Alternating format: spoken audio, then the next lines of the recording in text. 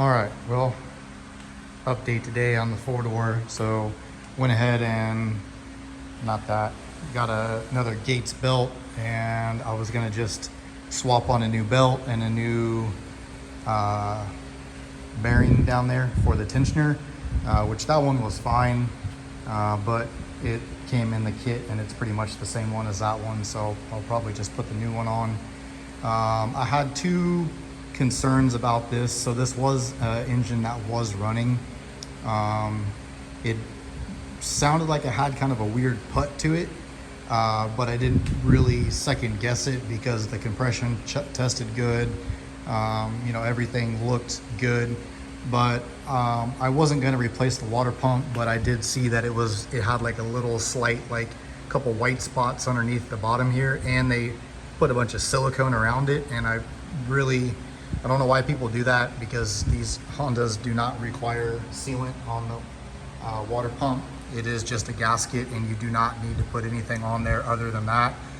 And it was a 22 tooth, and 22 tooth would be for like a GSR style, and that's what this is. So I could have left it on there, but that little bit of white was kind of concerning to me, and I went ahead and just took it off, cleaned everything up real good here, and then I'm gonna go get another water pump for that.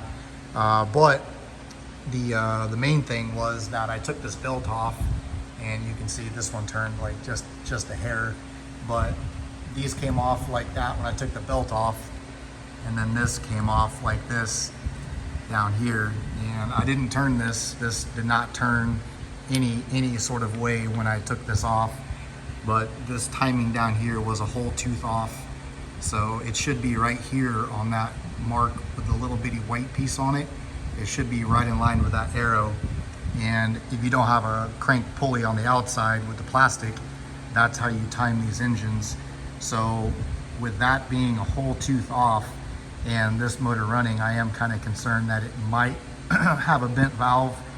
I'm hoping not. I'm hoping I can just crank this back over, line it back up to top dead center, obviously put a belt on, put a pump on, put the belt on, and then I'm gonna redo the valve lash, according to a GSR spec.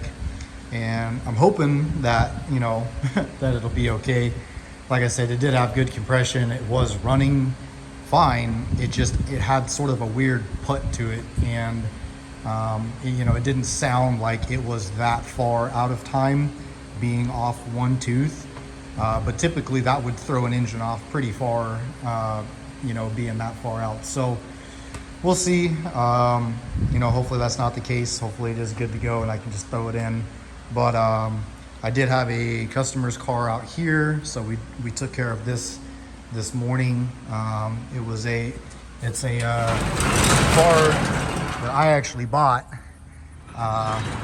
2 shops ago. So about 2 years ago, I bought this car in Texas, and it had similar issues actually. So the plastic on the cover below the timing belt, or for the timing belt, the plastic behind the cam gears actually got all bound up in this car, and I guess it overheated. So it had a head gasket going out, and it had overheated previously, and down here it had the plastic for the covers on the backside. It got into the cam gears and then melted all the plastic like inside the cam gears and in the belt and a whole bunch of other stuff. And looks like we got maybe a cam seal leaking now on that also. I don't know, probably should replace that. But either way, this car I had bought it, and I was originally just going to rebuild it and then sell it.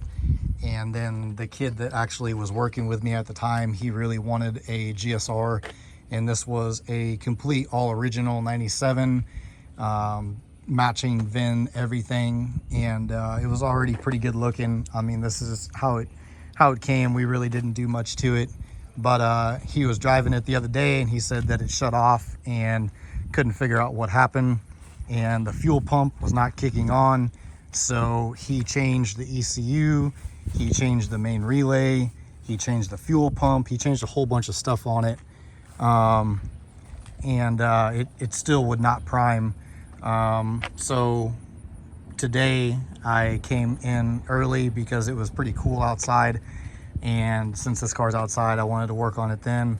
And I took all the fuses out below.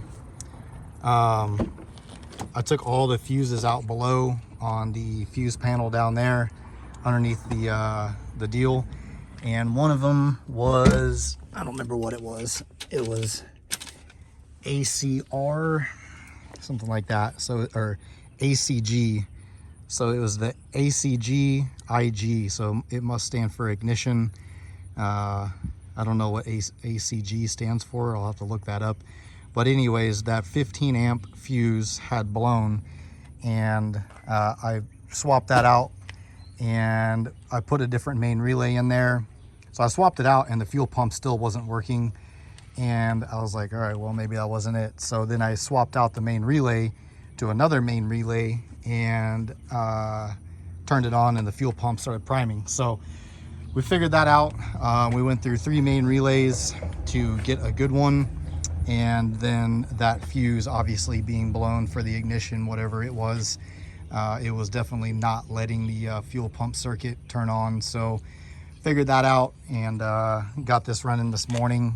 And then I sent him a video of it running so he can come pick this thing up and get it out of here. But that's pretty much what we've done today. Just trying to go over some of those little tips and tricks for people. I know a lot of people are obviously probably not going to tear their whole engine down to rebuild it, but it would be cool, you know, if you know how to look for stuff, especially if you're getting into B series and you don't have anybody to help you. This is what I started with back in 2004, 2005. I started building B series back then for swaps and for my own car.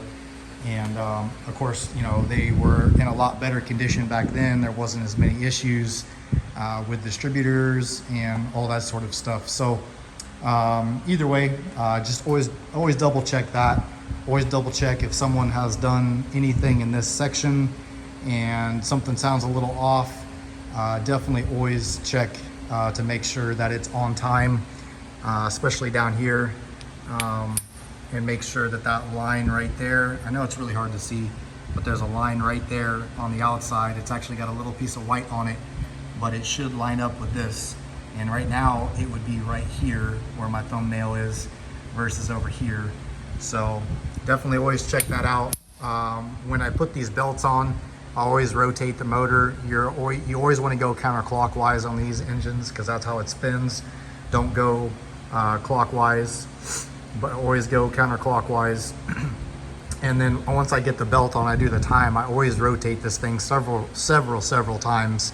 And then I always double check it, make sure that this lines up down here. Obviously make sure the cams are lined up here. Make sure these say up. So both of these need to say up. That mark right there, those need to line up right there. And also if you have any doubt, you can actually stick a pin.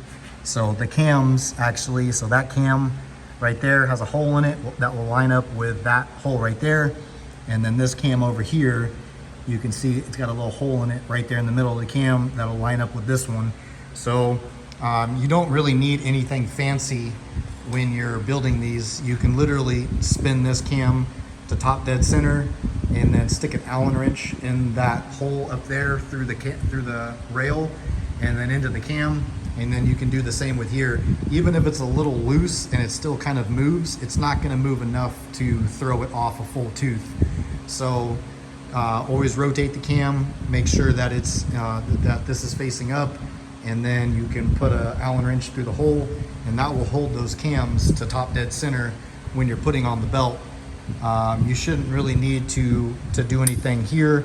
As long as this is loose, you should be able to stretch the belt up to this cam right here. And I always leave it hanging off a little bit right here. And then on this side, I pull this side up because it's got the tensioner on it and should allow you to get enough to get a little grip on this. And then once you get them on the edges, go ahead and like fold them up onto the cams, and then, you know, you should be good. I can go over a little bit more detail on that once I'm actually doing it. But that's just, you know, couple little tidbits on, you know, putting a B series together. But man, I am ready to get this car going. Definitely want to see it running, driving, have some fun. Still not sure what seats I want to put in there yet. I do have the stock ones. I did clean up the transmission, so we're going to put the Type R LSD transmission in there. I do have a LS 5-speed transmission for sale if you guys need one. So back here, I got the lights off, but these are the seats, obviously, that go in the front, and they were in really, really good shape. No rips or tears or stains or any of that stuff. So I'll probably just put those in just to roll around a little bit, but definitely want to get some nicer seats in there.